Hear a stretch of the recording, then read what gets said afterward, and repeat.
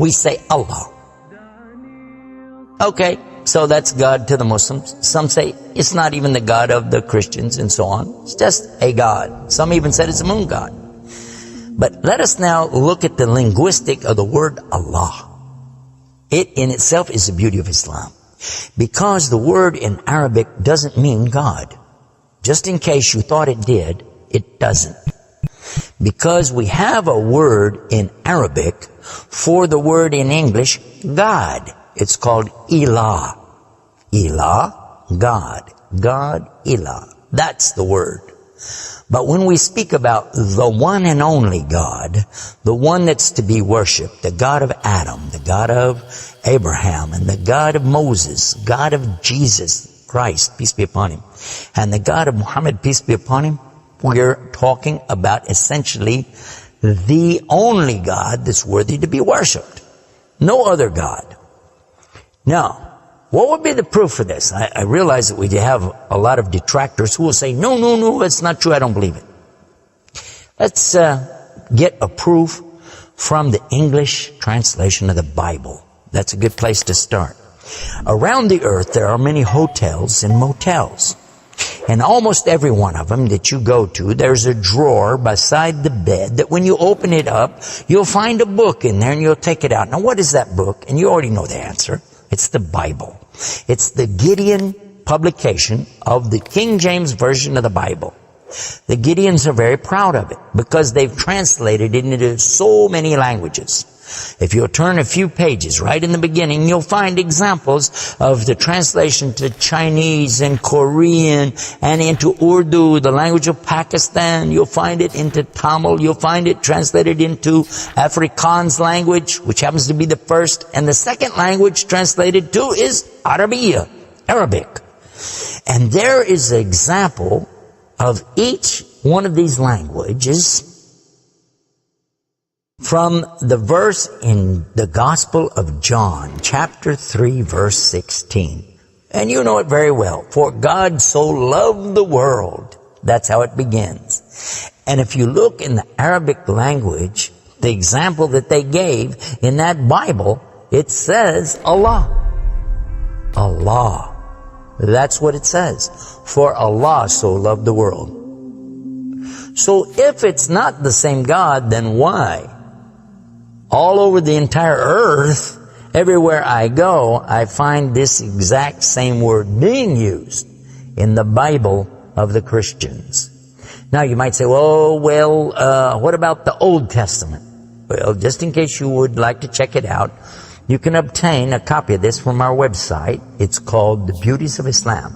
Let me spell it out for you. It starts with B, beautiesofislam.com. Go there and see for yourself. The example is right there.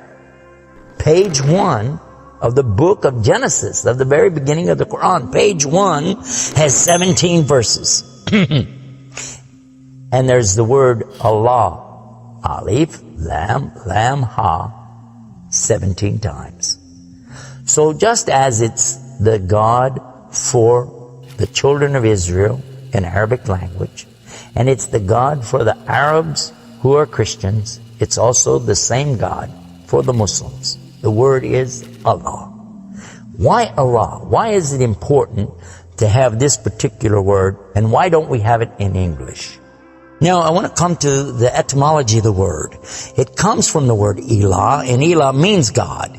But God is defined as what? Anything that's worshipped, whether it be something you can see or you don't see. Something you can touch or not touch, something that you can hear or not hear. A God could be anything. A God could be a rock, a stick, a stone, a bone. A God could be something that you can make with your hands. A God can be something you could use your imagination for. It could be a human being. A God could be anything. G-O-D, God could be anything. But there is no word in English for Allah. So when you translate the word Allah to be God, you've actually diminished the meaning of Allah.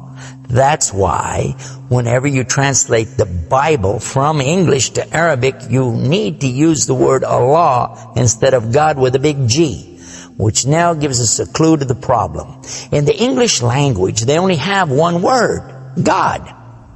little G-O-D. It means something worshipped. It could be idols, images, pictures, statues. It could be human beings. It could be anything. This is God's, little G-O-D-S. But when you mean the God, you have to capitalize the G. You have to make a big G.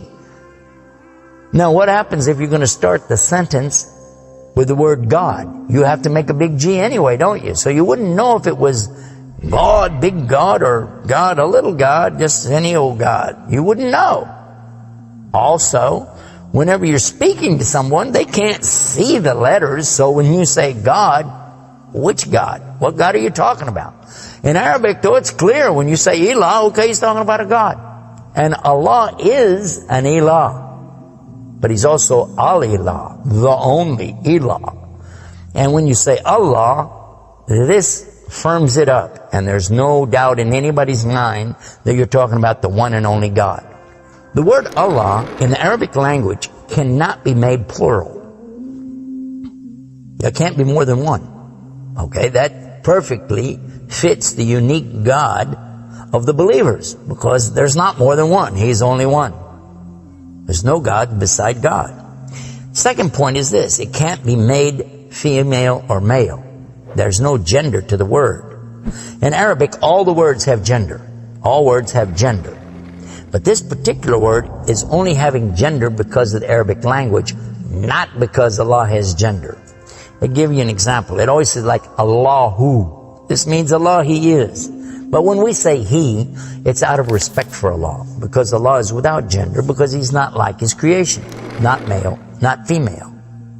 Additionally, we find that the examples in Quran, for instance, when Allah is talking about Himself, you'll find it says Nahnu. Nahnu means we. And Allah refers to Himself as Nahnu. He also says khalaqna. He says khalaqna. What does that mean? He's saying that we created. And throughout the Quran you find Allah referring to Himself as we, our, and us. And right away you're going to say, okay, if that's not plural, then what is?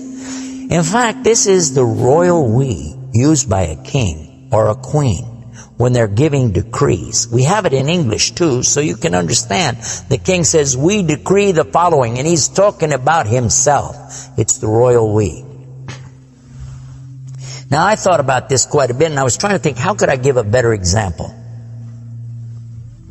After all, most of us, myself included, never met a king, never met a queen, and so I'm not really familiar with that usage. Although it's there, I'm not sure what you're talking about. So then in studying the English language, we find that it's true that we do that when we speak to someone directly. Watch this. When I say, for instance, this cup.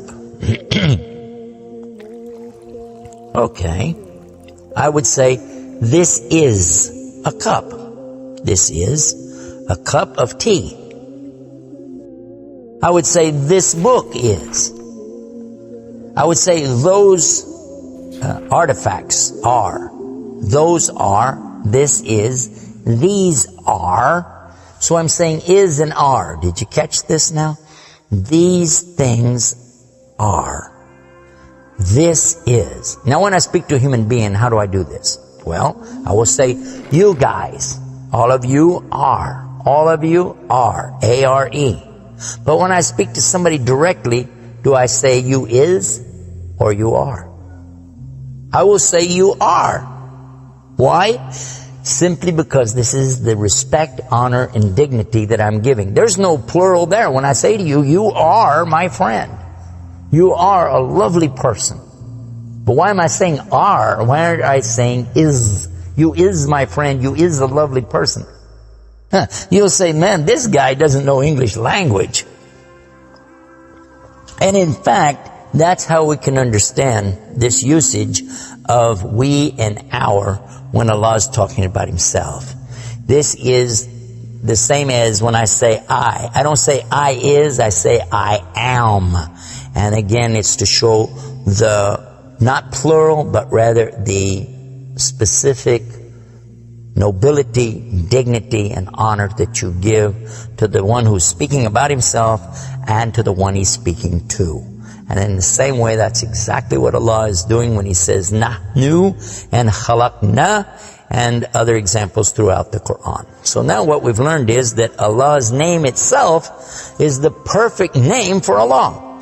It is something that is so fantastic to describe who He is and who He isn't. The one and only God. There is none other like Him, nothing like unto Him, Allah, and at the same time, the dignity, the royalty, the honor that's due Him is contained in His name.